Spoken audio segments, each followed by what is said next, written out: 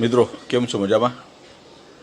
તો આપણે સંચાલકોના પ્રકારો એટલે ડિરેક્ટર્સના પ્રકારો આપણે ચાલતા હતા, બરાબર? સંચાલકોના પ્રકારો. હવે એની અંદર આપણે 3 પ્રકારો જોયેલા. હવે એનાથી આપણે આગળ વધીએ છીએ. આપણે વધારાના ડિરેક્ટર, બરાબર? હવે વધારાના ડિરેક્ટર શું છે? તો કે ઘણી વખત ઘણી વખત નિષ્ણાત વ્યક્તિ કે કામની વ્યક્તિ સંચાલક મંડળમાં જરૂરી હોય તેનો સમાવેશ થયેલ ન હોય ત્યારે કંપનીના નિયમપત્રમાં જોગવાઈ હોય તો કોઈ વ્યક્તિને કોઈપણ સમયે વધારાના ડિરેક્ટર તરીકે નિમી શકાય છે. પરંતુ જે વ્યક્તિ સામાન્ય સભામાં ડિરેક્ટર તરીકે નિમણૂક મેળવવામાં નિષ્ફળ ગયું હોય તેની નિમણૂક આપી શકાતી નથી. આવા ડિરેક્ટરની મુદત વાર્ષિક સામાન્ય સભા સુધીની હોય છે. મિત્રો હવે જુઓ, સમજો વધારાના ડિરેક્ટર. હવે કોઈ વ્યક્તિ કાર્યમાં માહિર હોય, બરાબર છે? એ વ્યક્તિ કાર્યમાં માહિર હોય તો એવા સંજોગોમાં જે તે કાર્યમાં માહિર હોય આપણને લાગે કે ના ભાઈ આ વ્યક્તિના આવવાથી, આ વ્યક્તિ કંપનીમાં આવવાથી કંપનીને ઘણો ફાયદો થઈ શકે છે. તો તેવા સંજોગોમાં છે ને મિત્રો, આપણે આવા વ્યક્તિની ડાયરેક્ટર તરીકે નિમણૂક કરી શકીએ છીએ. હા, પણ એના માટે નિયમન પત્રમાં જોગવાઈ હોવી જરૂરી છે. જો નિયમન પત્રમાં જોગવાઈ ન હોય તો આપણે આવા વ્યક્તિને આપણે નિમણૂક કરી શકતા નથી. પરંતુ નિયમન પત્રમાં જોગવાઈ હોય તો આ પ્રકારના વ્યક્તિને આપણે શું કરી શકીએ? નિમણૂક કરી શકીએ છીએ. હા, પણ આમાં એક શરત એ છે, હવે કોઈ વ્યક્તિ સામાન્ય સભામાં ડિરેક્ટર તરીકે નિમણૂક મેળવવામાં નિષ્ફળ ગયો એટલે સામાન્ય સભાની દર વર્ષે સામાન્ય સભા હોય, બરાબર છે? એટલે વાર્ષિક સામાન્ય સભા કહેવાય ને, એજીએમ કહેવાય ને, એન્યુઅલ જનરલ મિટિંગ. એની અંદર ડિરેક્ટર તરીકે ઊભો રહ્યો હોય અને એ ડિરેક્ટર તરીકે એની નિમણૂક ન થઈ હોય તો એવા સંજોગોમાં એવા વ્યક્તિને વધારાના ડિરેક્ટર તરીકે નિમણૂક કરી શકાતી નથી. આ યાદ રાખજો મિત્રો, બરાબર છે? માત્ર કેવા વ્યક્તિઓ કે જે વ્યક્તિઓ કામમાં જે તે ક્ષેત્રમાં કાર્યમાં માહિર હોય એવા વ્યક્તિઓને જ આપણામાં ડાયરેક્ટર તરીકે પદ આપી શકીએ છીએ. એનું એક ઉદાહરણ આપું મિત્રો. જીઓ છે ને, જીઓ કંપનીમાં હવે મુકેશ અંબાણી તો એનું ટેલિકોમ ક્ષેત્ર તો હતું નહીં, બરાબર છે? પણ એને એવું લાગ્યું કે લાવો ભાઈ આમાં કોઈક માહિર હોય એવા વ્યક્તિને આમાં આપણે લઈએ. તો એની અંદર એક મોદી સાહેબ કરીને છે. તો મોદી સાહેબને જીઓની અંદર એક ડાયરેક્ટર તરીકે, એટલે વધારાના ડાયરેક્ટર તરીકે, એડિશનલ ડાયરેક્ટર તરીકે એમની નિમણૂક કરી અને જીઓનું બધું કામ સંભાળે છે મુકેશ અંબાણીના બંને બાળકોની સાથે રહીને. તો આ બધી વસ્તુ શું છે કે એડિશનલ ડિરેક્ટર કહેવાય. આવા એડિશનલ ડિરેક્ટર હોય, પછી એડિશનલ અલગ અલગ પ્રકારની પોસ્ટો હોય કંપનીમાં, બરાબર? આપણે તો ડાયરેક્ટરની વાત કરીએ છીએ, એટલે વધારે ડાયરેક્ટર કે જે કાર્યને પહોંચી વળવા માટેનું કાર્ય થતું હોય. એના પછી વૈકલ્પિક ડાયરેક્ટર મિત્રો, બરાબર? વૈકલ્પિક ડાયરેક્ટર એ શું છે? Alternative director. હવે કંપનીના સંચાલકોમાં ડાયરેક્ટરો એક અગત્યનું અંગ કહેવાય મિત્રો. પરંતુ કોઈ કારણોસર ડિરેક્ટર 3 માસ કે તેથી વધુ સમય માટે ભારત બહાર રહેવાનો હોય તો તેવા સંજોગોમાં તેના બદલે ડિરેક્ટરની નિમણૂક કરવામાં આવે તો તેવા વ્યક્તિને વૈકલ્પિક સંચાલક કે ઓલ્ટરનેટ ડાયરેક્ટર કહેવામાં આવે છે, બરાબર? વૈકલ્પિક ડિરેક્ટર તરીકે કોઈ વ્યક્તિની નિમણૂક માટે નિયમનપત્ર અથવા તો કંપનીની સામાન્ય સભામાં ઠરાવ પસાર કરી નિમણૂક કરી શકાય છે. હવે આપણે નિયમનપત્રમાં એની જોગવાઈ હોવી જોઈએ અને પ્લસ આપણે જ્યારે બી એજીએમ હોય ને, એન્યુઅલ જનરલ મિટિંગ, એટલે અથવા તો કંપનીની સામાન્ય સભા જે હોય એ સામાન્ય સભાની અંદર એની નિમણૂક કરવામાં આવે છે, બરાબર? અને એ વખત નિમણૂક કરી તો એવા સંજોગોમાં શું કહેવાય છે? એ વૈકલ્પિક ડિરેક્ટરની નિમણૂક કરવામાં આવે છે. જો તે સ્વતંત્ર ડિરેક્ટર તરીકે નિમણૂક થવાને પાત્ર હોય, કંપનીમાં અન્ય કોઈ ડિરેક્ટર માટે વૈકલ્પિક ડિરેક્ટર પદ ધરાવતી હોય તો તેવી વ્યક્તિની નિમણૂક કરી શકાતી નથી. હવે જો એ સ્વતંત્ર ડિરેક્ટર હોય ને તો તેના માટે એની નિમણૂક ના કરી શકાય. જે સ્વતંત્ર ડિરેક્ટર ના હોય એવા જ વ્યક્તિની આમાં નિમણૂક થાય છે, બરાબર? એ સિવાય બીજા કોઈ વ્યક્તિ નિમણૂક થતી નથી મિત્રો.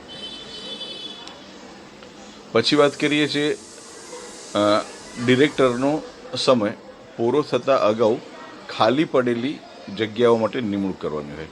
હવે ડિરેક્ટરનો સમય, બરાબર છે, ખાલી પડેલી જગ્યા. હવે એની વાત કરીએ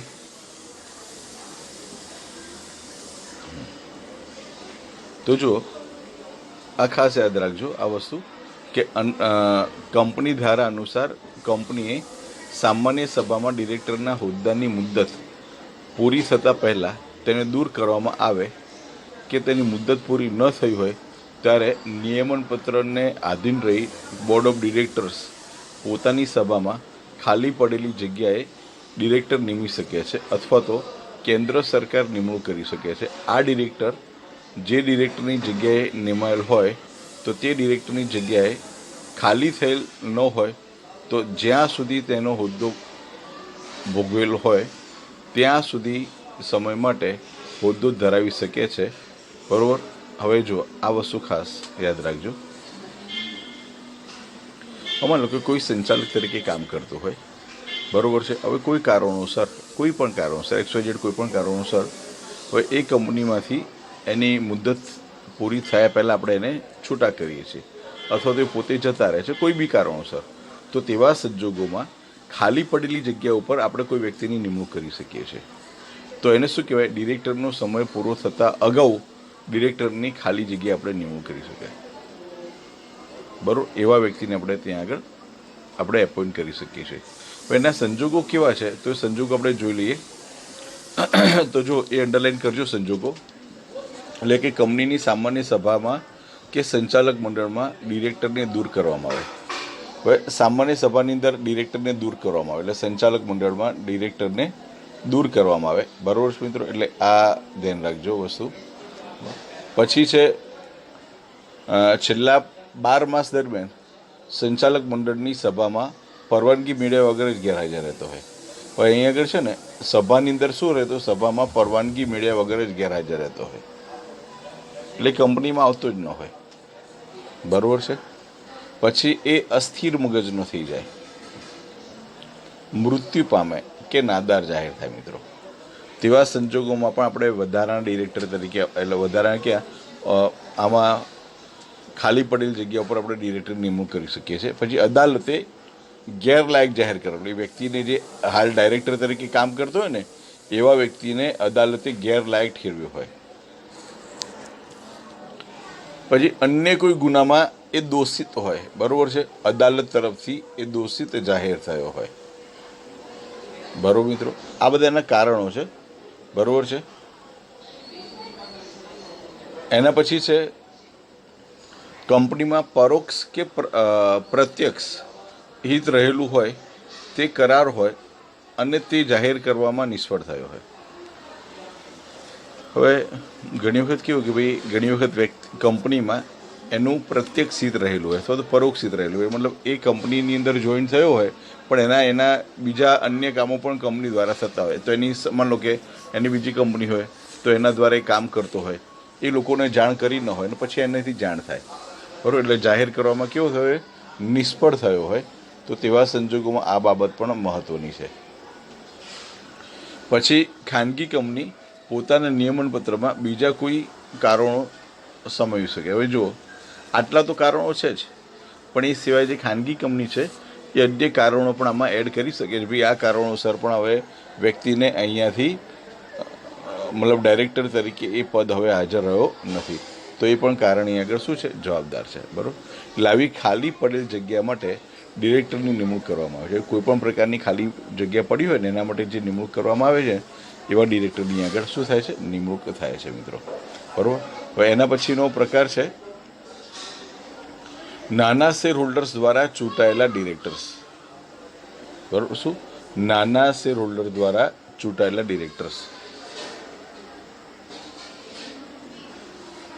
હવે આ નાના શેર એટલે નવો ટોપિક તો નહીં પણ નવો કંપની ધારા એટલે કંપની ધારા 2013 અનુસાર નિયત કરવામાં આવ્યું છે. બરાબર. કે નાના શેર હોલ્ડર એક ડિરેક્ટરની નિમણૂક કરી શકે છે. હવે મિત્રો આવો કાયદો નહોતો. 2013ના કંપની ધારામાં આ પ્રકારનો કાયદો આવ્યો કે ભાઈ નાના શેર હોલ્ડર જે સ્મોલ ઇન્વેસ્ટર છે ને, જે લોકોએ 2, 5, 10, 50, 100 એવા શેર ખરીદ્યા હોય ને એ લોકો ભેગા મળીને કોઈ સ્મોલ ઇન્વેસ્ટર્સ એટલે નાના શેર હોલ્ડર્સ છે એ બધા ભેગા થઈને કોઈ ડિરેક્ટરની શું કરી શકે? નિમણૂક કરી શકે છે. બરાબર. આવા નાના શેર હોલ્ડર એટલે કે જેમની દાર્શનિક કિંમત ₹20,000થી વધુ ન હોય અથવા તો નિયત કરવામાં આવેલી રકમ કરતાં વધુ ન હોવી જોઈએ.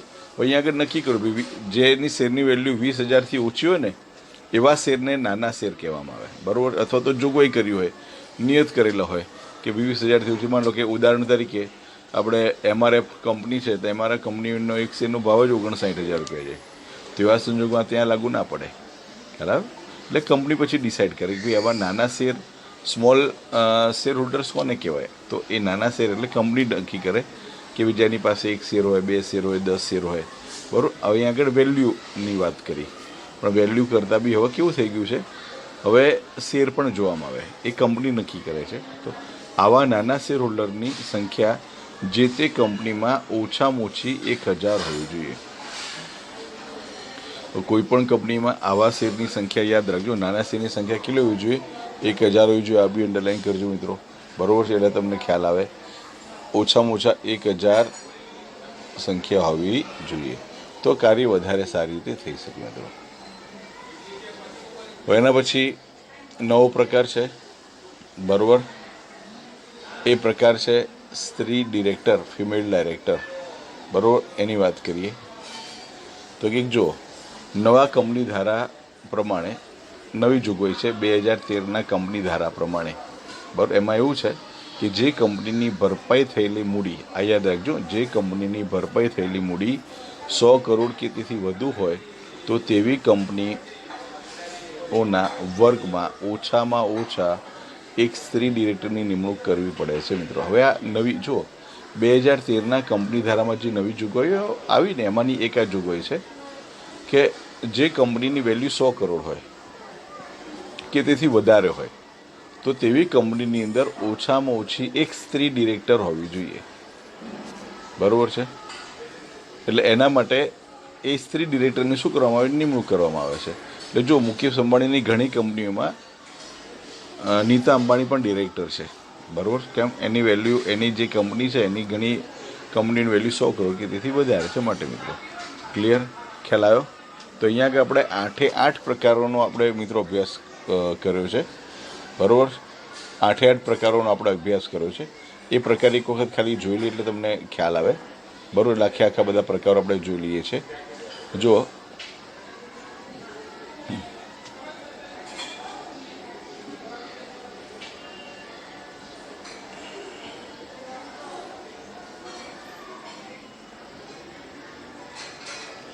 જો સંચાલકોના પ્રકારો છે, બરાબર છે. તો દેખો, પહેલું આપણે સ્વતંત્ર ડિરેક્ટર ભણ્યા, પછી મેનેજિંગ ડિરેક્ટર ભણ્યા, નોમિની ડિરેક્ટર ભણ્યા, પછી વધારાના ડિરેક્ટર, વૈકલ્પિક ડિરેક્ટર, પછી ડિરેક્ટરનો સમય પૂરો થતાં અગાઉ ડિરેક્ટરની નિમણૂક, પછી નાના શેર હોલ્ડર દ્વારા ચૂંટાયેલ ડિરેક્ટર અને સ્ત્રી ડિરેક્ટર. એમ કરીને આપણે મિત્રો 8 ડાયરેક્ટરોના પ્રકારોનો આપણે શું કર્યો? અભ્યાસ કર્યો મિત્રો. એટલે આપણે અહીંયા આગળ આખો એક આ ટૉપિક પૂરો થયો. એ ટૉપિક ડાયરેક્ટરોના પ્રકારો. હવે આ આખો પ્રશ્ન છે ને મિત્રો પૂછાય છે કે ડાયરેક્ટરોના પ્રકારો સમજાવો, તો આખો આપણા પ્રશ્ન આગળ આખો પૂરો થઈ ગયો, બરાબર છે.